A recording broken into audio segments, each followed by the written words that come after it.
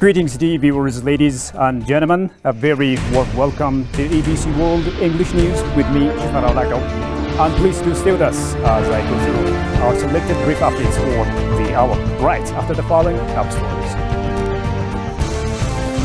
Women coffee producers say they have not been getting as much benefits as should have been the case, despite contributing splendidly.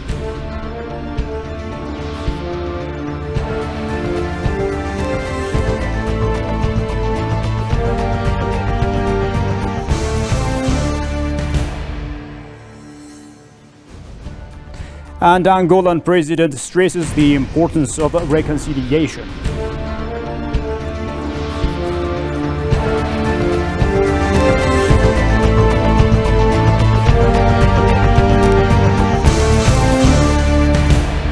Now, the Ethiopian parliament has unanimously approved proclamations on exemption from visa requirements for diplomatic and service passport holders of the Republic of Korea and India. It was stated during the House's third year's second regular session that Ethiopia so far reached visa waiver agreements with the two countries. The agreements are dubbed vital to facilitate smooth travels for business activities among the countries. The parliamentarians further highlighted the significance of the visa exemption in enhancing bilateral relationships between Ethiopia and the two countries.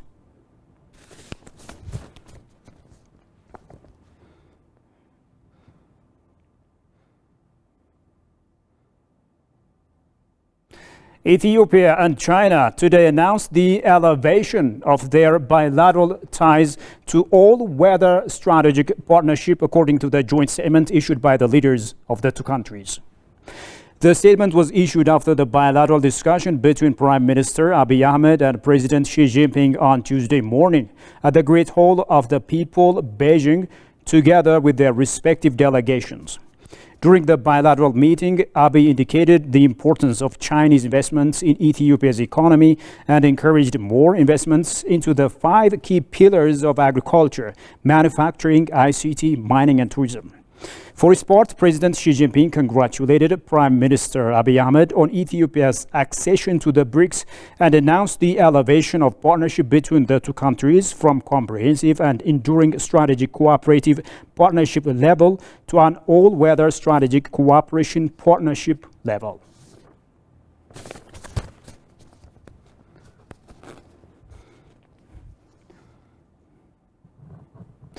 Ethiopia is aiming to earn $182 million from increased electricity exports to neighboring countries in the current fiscal year. That's according to the Ethiopian Electric Power.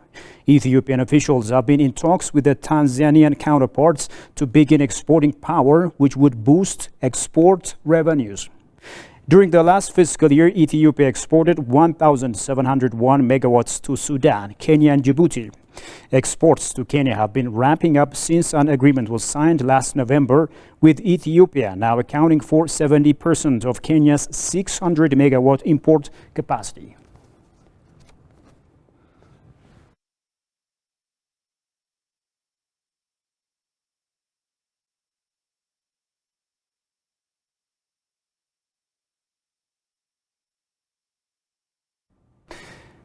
Ladies and gentlemen, you're still watching ABC World English News. I'll be right back right after the following.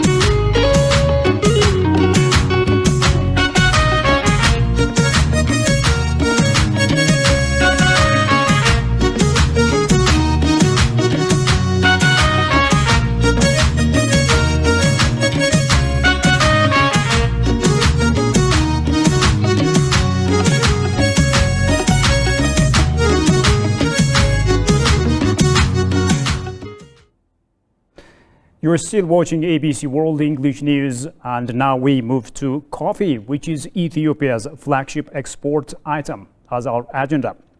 Now, while coffee continues to fetch foreign currency, women producers say they have not been getting as much benefits as should have been the case, despite contributing splendidly. This came here during the 20th anniversary of the foundation of Association of International Women Coffee Producers Conference held in Addis Ababa. Shagamato brings us up to speed. Coffee is the second export item next to fuel in the world and is a key source of foreign income in Ethiopia. Sources reveal that women play a key role in the coffee chain process. Minister of Women and Social Affairs Ergoge Tesfaye on the occasion indicated that despite progress, Ethiopian women are still facing challenges which need to be tackled in the long run. Though there are progresses in putting Ethiopian women in the coffee industry, we have a long way to go. Ethiopian women are still facing numerous challenges in the coffee industry, including limited access to land, access to finance, information, training, and networking opportunities. Director General of the Ethiopian Coffee and Tea Authority, Adunya Dabala, for his part indicated his authority is working with various stakeholders to benefit women in the sector by implementing different strategies. Especially the Coffee and Tea Authority has developed a strategy that enables women to benefit from both routes and marketing areas. Based on that, we have been implementing the strategies in collaboration with regional, state, zonal, regional coffee and tea authorities, and other stakeholders. Established to ensure women participation in decision-making as well as promoting women's role in the sector, the International Association of Women Coffee Producers is observing its 20th anniversary in Addis Ababa. Thank you so much. And finally, the Angola's president has stressed the importance of reconciliation and progress during the State of the Nation address. João Lourenço's address came after a parliamentary session convened to consider a proposal of the main opposition group to impeach him. Tigsternisa has the following story from Africa News. Parliamentary year began Monday in Angola with a message on the state of the nation by the head of state. President Lourenço's address came after an extraordinary parliamentary session convened to consider a proposal of the main opposition group to impeach him. The president seemingly rebutted a request by the president of the UNITA opposition party to take the floor. Any citizens who wanted to make a speech on the state of the nation would be illegitimately exercising the powers that the Constitution gives exclusively to the head of state. Lourenço dealt mainly with economic issues and the state of Angola's public finances in the first part of his speech. He also highlighted the progress delivered by his administration. The speech drew shouts from the opposition and applause from lawmakers of the ruling party MPLA.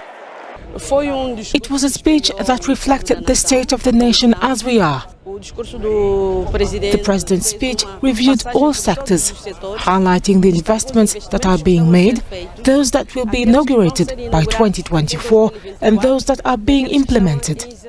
Angola's president stressed that he would continue with the process of withdrawing fuel subsidies and acknowledged the possibility of reducing the VAT on some products, measures that failed to convince the opposition. It is a record that I can consider to be negative. That is to say that after the elections that took place last year, it would have been very pleasant to have a country at a political, economic and even at the social level that was different.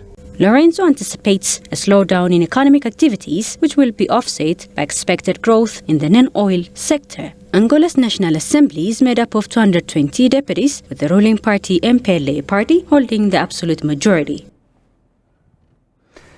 Well, viewers, that's all the news there is for now. Thanks a lot for watching us. Bye.